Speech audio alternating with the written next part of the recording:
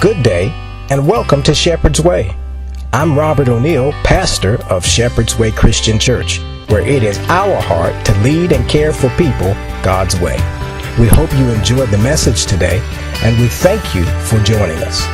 Amen. Let's go to the scriptures this morning. I want you to look with me. We're coming out of the book of Psalms chapter 23. We're in a series, Psalms chapter 23. We're in a series called Walking with the Shepherd. We're in a series called Walking with the Shepherd from Psalms 23. And last week we looked at Psalms 23, verse 1. And in verse 1 we declared, He's all I need. We walked away believing and declaring God is all that we need. He's the shepherd. And no matter what's going on in our lives, you and I are needing to follow, supposed to, it's our best interest to follow the shepherd of our lives. And we must follow the shepherd, for he is the one that is leading our lives. I'm just an under shepherd under the great shepherd.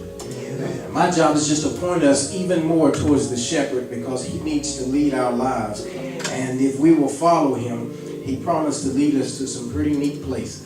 Amen. Not only to some places, but he also promised to lead us through some places. Amen. Amen. That's what the shepherd does. He is right there by our sides. And so we declared that last week, that the shepherd is there, and we can trust him, and we need to follow him.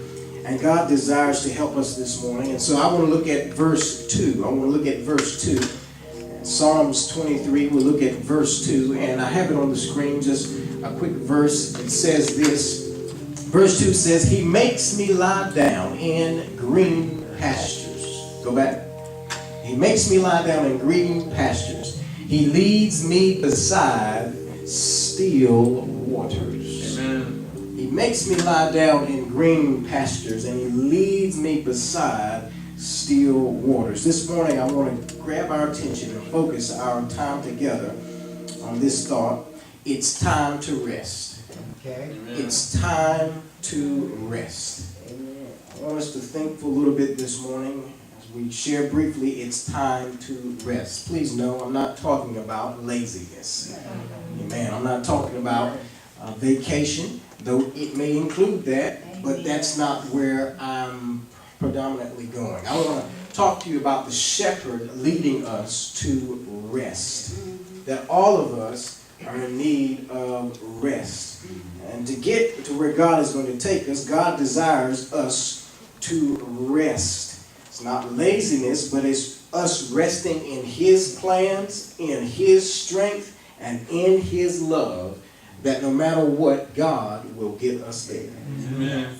He wants us to rest in his plans, rest in his strength, and rest in his love, that the Lord, our shepherd, will get us there, get us where he wants us to be. Amen. That's my sermon in a sentence.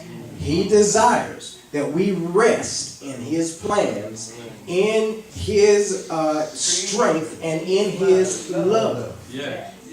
Trusting he is going to get us where he wants us to be. Thank you. Today I want to talk to you about it's time to rest.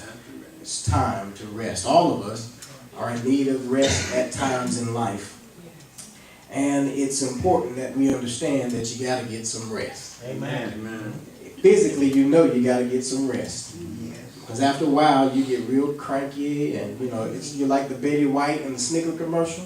You sing that. There's one of the brothers, and then he turns into Betty White because he's hungry, he's really tired, and he gets a Snicker, and then like poof, he stops complaining and everything. Sometimes we are like that. We need some rest in our lives so that we can do what God wants us to do, go where he wants us to endure what we have to endure in life. Amen. And there comes times you and I need rest. David writes this psalm not from a perspective of a great king with everything going on. David is possibly sitting on his throne as an older man, reminiscing about his life as a shepherd, when he was a shepherd leading his father's flock.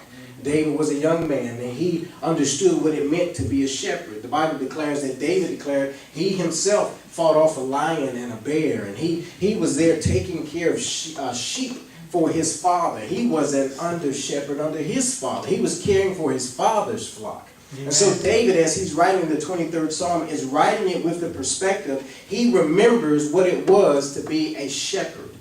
And in that, he compares himself and what he did at being a shepherd. He compares it to what God does in our lives as a shepherd. Yeah, and David declares, this great king who got everything going on, that the Lord is his shepherd. Yes. Even though he's rich, powerful, he got everything he ever wants, he's saying, the Lord is my shepherd. And you and I are charged to say, believe, and hold on to the same thing. The Lord is our shepherd. He is my shepherd. Yes, yes. In the midst of that, David also realizes, he says, so here's what the shepherd does. He's there to provide. The Lord is my shepherd. And he said, and I shall not want. God takes care of what we need. He provides what we need. But David also says now that the Lord makes me lie down in green pastures. And he leadeth me beside the still waters. He knows that the shepherd, because he's done it, that the shepherd of our lives leads us and guides us and takes care of us. There are three things I want us to look at this morning, just from verse number 2, that I want you to walk away with, and answering the question, why must God tell us that we need to rest? Why must the Lord declare in this psalm? Why must David declare to us why you and I need to rest? Three things I'll leave with us this morning, and why we need to rest in the plans and the strength and the love of God in getting us to where we need to be. Here it is. Number one is this, that the shepherd realizes the benefits of rest. The shepherd realizes the benefits to rest. The shepherd realizes the benefits to rest. He says, he makes me lie down. The shepherd realizes that there are benefits, Brother Darren, to getting some rest. Amen. Amen. The shepherd knows about rest. God knows about rest. Yes, he does. Rest is important to all of us. Amen. Though God himself does not need rest, he made a perfect example for you and for I in the book of Genesis when he was creating the heavens and the earth and creation and the birds and the sea. And he ended up on the 6th day by creating man. And on the 7th day, he what? Rested. He rested. He was setting a good example that even though he himself did not need rest, but he rested from labor to help us to realize that, listen, you got to get some rest too. Amen. The shepherd knows the benefits for us getting rest. Amen. He knows it's a benefit because you and I, church, are on a journey. You and I are on a journey of life. And just like the sheep, the shepherd would lead the sheep on a journey to get to where they needed to be. Shepherds would take sheep from one location to another, maybe moving sheep for someone or getting them from a bad pasture to a better pasture. Shepherds would lead sheep, and it would be a journey that he would have to take them on. And the journey sometimes is long. Yeah. The journey is long. This life is a long journey. The journey can be long for us, and the journey can be long for sheep. And not only is the journey long, the journey also can be rough. Yeah. The shepherd had to take the sheep. If you think Palestine times, the sheep had to go over rough terrain, very rocky areas, very dry areas. It had to go through dangerous places where there were beasts and there were all kinds of things, and there were animals they had to look out for. It was a rough place they had to go through. And can I tell you, life is like that too. Yeah. The journey of life can be long, and it can also be rough. Yeah. There are people right now who are singing that song. It's rough out here today. This storm that's come through in their life, it's a rough time for somebody in life right now. Yeah. And so the journey is rough. So he says we need rest because the journey can be long. The journey can be rough, but the journey is necessary. Yeah. I said the journey is necessary because the sheep can't stay where they are. They have to move. And you and I cannot stay where we are. We have to move. We can't stay as being children. We have to move and grow up. We can't stay in the place of where grief. There'll be time when you have to move on to healing. We can't stay where we are. Life is moving. The journey is necessary. And because of that, the shepherd knows it can be long, it can be rough and necessary, that you and I need some rest. Amen. You and I need some rest because of the journey we're on. The shepherd knows that the journey, because it's long, because it's rough and necessary, he knows that the journey will affect you. Yes, it will. I said he knows it'll affect you. It'll affect you mentally. It'll affect you emotionally. It'll affect you spiritually. It will affect you physically. It will. You ever been stressed out for a long period of time? You lose your hair. You bite your nails all the way back to the skin. I mean, you lose weight. You don't eat well. The effects of not getting rest will affect you mentally, emotionally, spiritually, and physically. And many of us, it affects us in four quick ways I want you to see. We are affected, church, listen, when we're hungry. Amen. Somebody say amen. Many of us teeter between hungry and angry. We hangry. That's what we call it. Hangry. Around about 12 o'clock noon, y'all start getting a little hangry. A little hangry. When we gonna go? It's time to go get a little hangry because you're hungry and you're a little bit, that line too long. You get a little hangry, you know.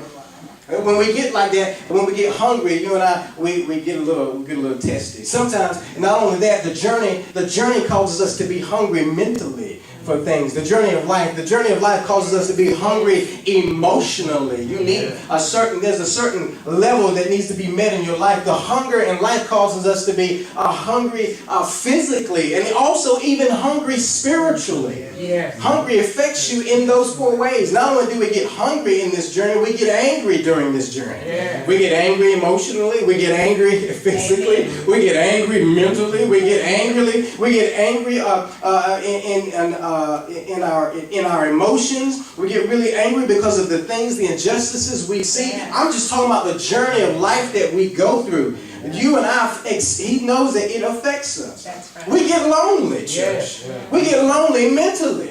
Somebody to really connect with. We get lonely emotionally. We get lonely really physically. We get lonely even spiritually when we feel like God is not answering our prayers. I'm just talking about the journey of life that we're going through and why the shepherd says you got to get some rest. Because I know the effects of this journey that you're on. Yes. This journey will affect you. It will. And so when that happens, church, sometimes between getting hungry, angry, lonely, watch this, we also get tired. We get tired mentally, trying to figure out how we're going to make this thing work or roll. We get tired mentally. We get tired emotionally, tired of putting up with somebody's baggage. We get tired mentally, trying to figure it out. We get tired emotionally, mentally, physically. We get tired spiritually. We get tired. Even though the scripture says, be not weary in sometimes you just start getting weary. You get tired. And so the shepherd says, I know the benefits of you getting rest. If you don't get rest, you're not going to finish the journey.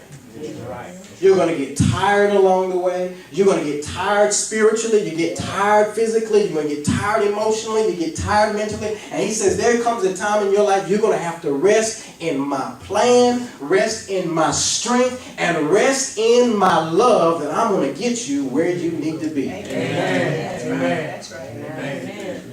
That's the first thing. He says the shepherd realizes the benefits to rest. You and I got to rest because this journey will affect you. Yeah.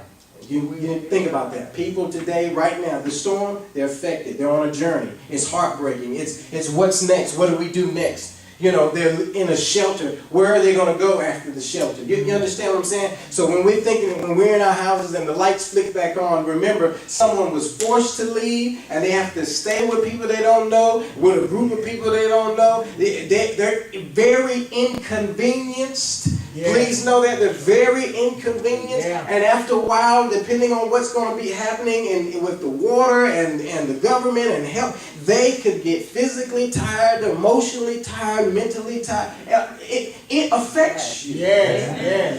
It affects you. It has an effect on you. So the shepherd says you're going to have to rest Trust me, I'm going to get you through your journey. Here's number 2. Not only do he tells us that the shepherd realizes the benefits of rest, but the shepherd reserves the best places to rest. All right now.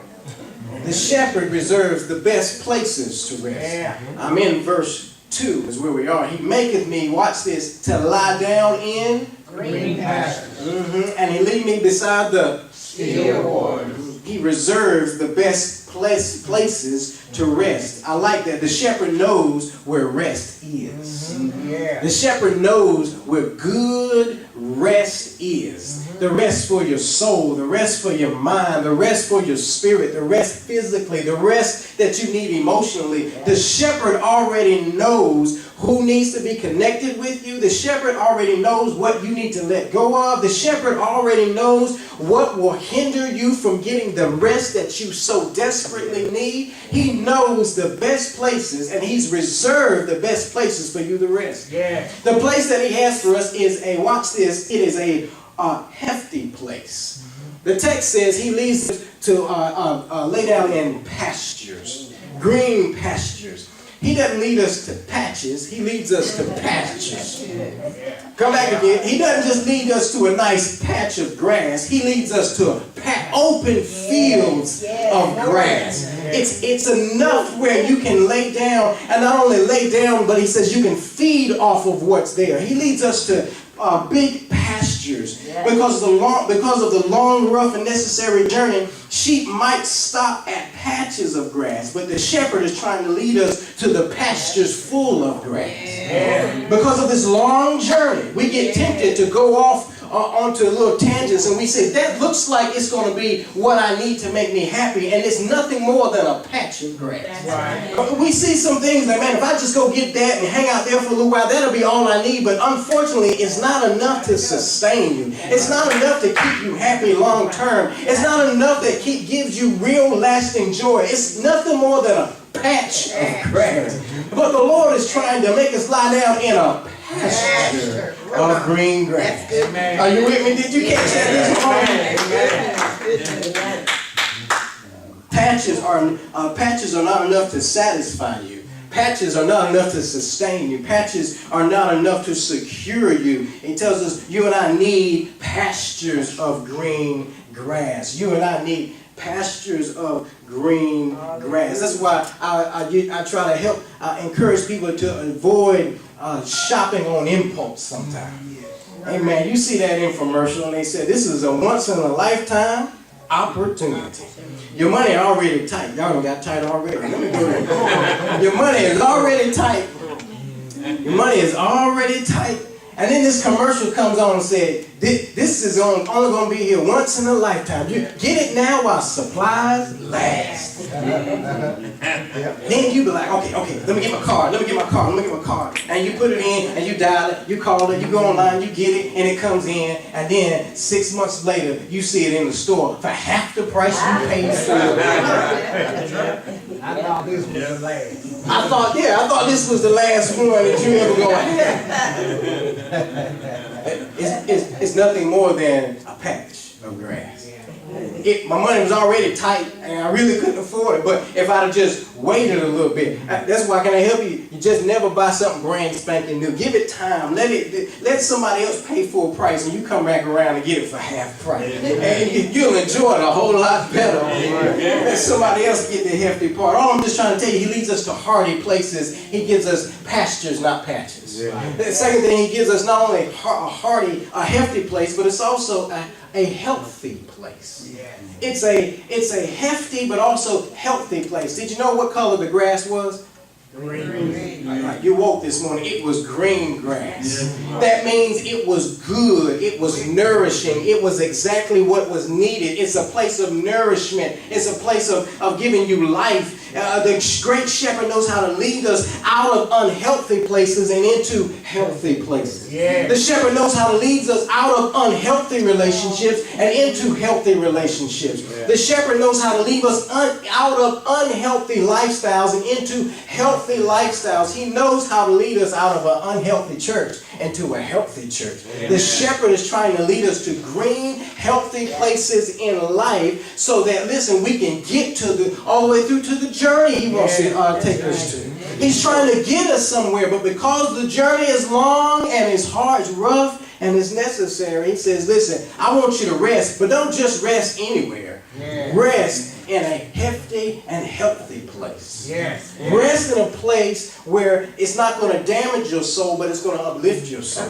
Rest in relationships are not going to pull you down, but they're going to lift you back up. If she makes you worse off than what you were when you met her, she ain't the one. If she pulls you from the relationship of Jesus, if he pulls you from the contentment you have in Christ Jesus, that is not a healthy place to be. Anyone that's going to connect with you has got to connect with you where you going, not where they want you to go.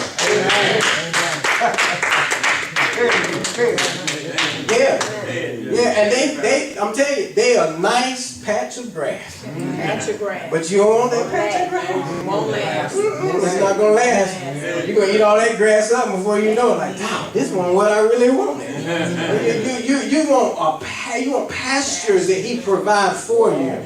Because listen, he's trying to lead us somewhere. Okay, and here's the last movement. And I'm just in verse 2. He says, lie down in green pastures. It's a hefty place. It is also a healthy place, but it's also a hopeful place. Why is it hopeful? Because he leadeth us beside the still waters. You can go weeks without eating food, but you can only go days without water. You can go weeks without eating food. If things are right with you, you can go weeks. But you can't go too long without water. Water is life to the body. You've got to have water for the body. Not enough water will cause you to lose hope. Amen. But too much water surrounding you will cause you to lose hope. Because I can't swallow all this water. It's called drowning. Just making sure you woke. Not enough water will cause you to lose hope. Too much water will cause you to lose hope. And so he says, he leadeth us beside the still waters. You see, in those days, know this about sheep. Sheep don't like to drink from fast-flowing, moving, troubled water. They will almost dehydrate because they need some water. They don't want to mess with that water. It's too violent for them.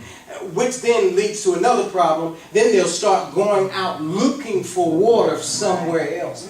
And did you know people have the same issue as the sheep do? Amen. Because he's trying to lead us to some water, but because it don't look like what we want it to look like, we start looking for water elsewhere, and that's when sheep get lost. That's right. That's when God's people get lost, and they get into trouble, and they start feeding from, watch this, water that's got alligators in it. And you don't see them, you just drink it, and they grab you. The enemy grabs you. Can you understand what I'm saying? What he's saying, I'm trying to lead you beside the still waters so that you can have hope that I'm in charge of your life. I am leading you. I'm guiding you. I'm going to get you where I've already predetermined where you're going to be. Amen. I'm going to connect you with the right person. I'm going to bring you at the right place. You will be okay. Yes. And so he says, I'm trying to give you hope, so I'm going to lead you to some hopeful places besides still waters.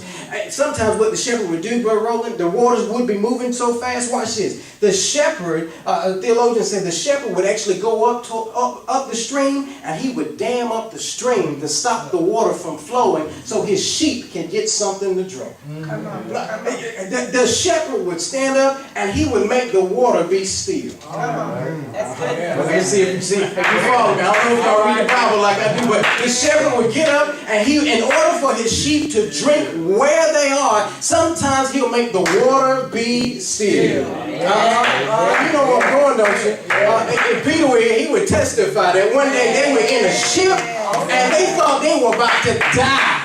They had lost hope.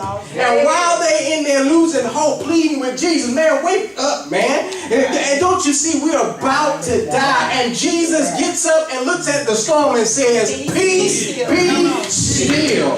And all I'm trying to tell you is that the shepherd leads us to good places, the best places, where you and I can have hope in our lives that we're going to get there. Amen. And what God's going to do, if we will let Him in our own personal lives, and even through this issue that's happening with the storm, God's going to use somebody to give somebody hope this year. And I'm praying for that. I'm praying for angels. I'm praying for that we would do it. Maybe something we can do that people can have hope that, listen, God's going to get us there. Amen. I want to rest Amen. that the Lord's going to put us exactly where He wants us to be. Yeah. I want you to rest. I want you to rest. All right, number 3, quickly, and I'm done. Right here, here's the last one. Not only does he, we looked at the shepherd, he knows the benefits of rest. The shepherd reserves the best places to rest. But number 3, the shepherd, he removes the burdens to finding rest. He removes burdens to finding rest. Because sometimes looking for rest can be a burden. Amen. Yeah, you want to rest in the right relationship, but looking online can sometimes be a burden. Amen. I touched something right there. Trying to find satisfaction sometimes can be a burden.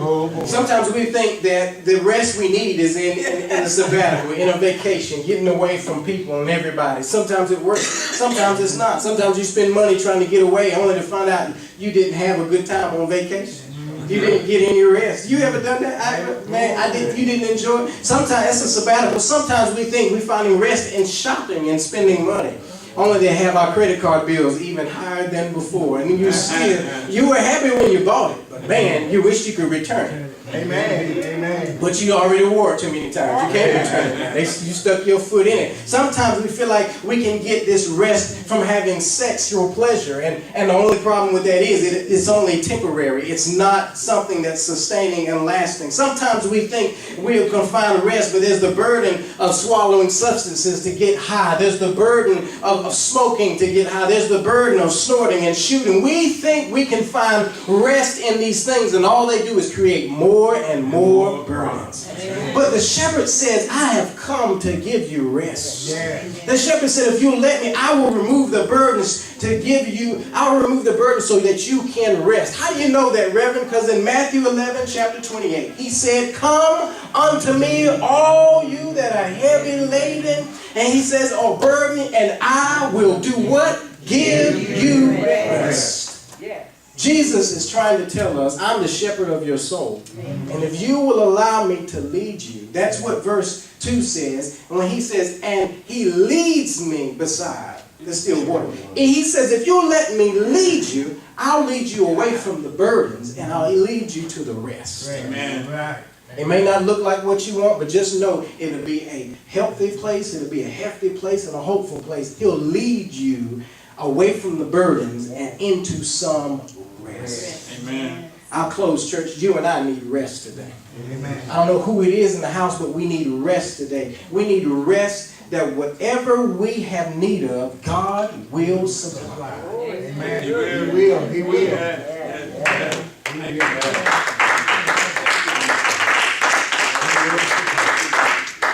Whatever direction you need, God's going to give you the direction. If you and I will let Him lead, that's the simple message right there. It's time to rest, but the only way rest is going to come is if we let Him lead. Amen. The Lord may not speak audibly to you, but He'll speak through people. He'll speak through circumstances. He'll speak in a way where it will be clear for your life that if I would just do what Jesus said in Matthew 11, come to Him. If we just come to Him, He says, what I'm going to do is I'm going to give you rest. If you're burdened, He says, come to me. If you're carrying a load in your mind, mentally, how is this going to work out? How are we going to fix it? He says, I want you to bring that to me. I'm going to give you rest with that issue. If you're saying, Reverend, I need this particular thing in my life, if you bring that, it's such a burden to you. He says, if you'll come to me and lay this down at my feet, trusting me that my plan and my strength and my love for you is sufficient, it's not moving, it's not shakable. If you will just bring your burden to me, I am going to give you rest. I'm going to give you rest. And I want to tell you, some of us, it's not going to be a quick answer, but what he does, he'll give you rest in your soul. That while you and I are trying to figure it out, God has already worked it out. While I'm stressing over this thing, I can tell you right, while I'm stressing over something, even this week, God has already worked it out. He already moved on someone to work something out by his design, and he gets all the glory, and he gets all the praise, because he's the one that's working in the midst of the city. God will use people you don't even know to bring you to a green pasture. God will use things you've never seen before to bring you to the best place. God will use even hard circumstances to bring you where he wants you to be. Trust his plan, trust his strength, and trust his love, church. Trust his love. Trust his love. Trust him now. Trust him now this morning. I want you to trust him because it's time to rest. Rest. And you can get some rest. If you trust him and get some rest, your smile will come back. Your song will come back. We're closing here. Your song will come back. Your worship will come back. Your time of prayer. You know, when I'm stressed, I can't even pray good. It's hard.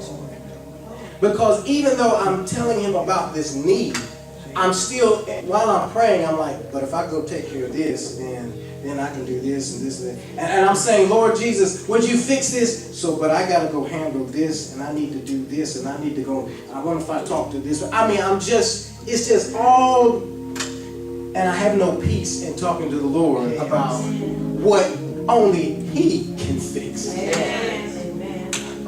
Only what he can fix. I'm closing today, but I'm telling somebody today, and we're going to make this in one big altar call, but there is a burden we are carrying, and we today need to leave it at the Master's feet. And he is promising us today that I'm going to give you rest. You said, I don't know how I'm going to fix it. I don't know how big it's going to change. I don't know if it will change. And the Lord tells, it's almost as if he's saying, that's my business. That's my business. You just trust me. It's my business. You just trust me. Did you trust me for your soul salvation? Then trust me that I have your life in the palm of my hand. Trust me, you didn't get here, you didn't get yourself here. Trust me that I'll get you. I brought you. That's what the old daddy said, Bill Cosby told him, I brought you in this world, and I can take you out. If I brought you in this world, trust me, I'm going to get you from beginning to the end.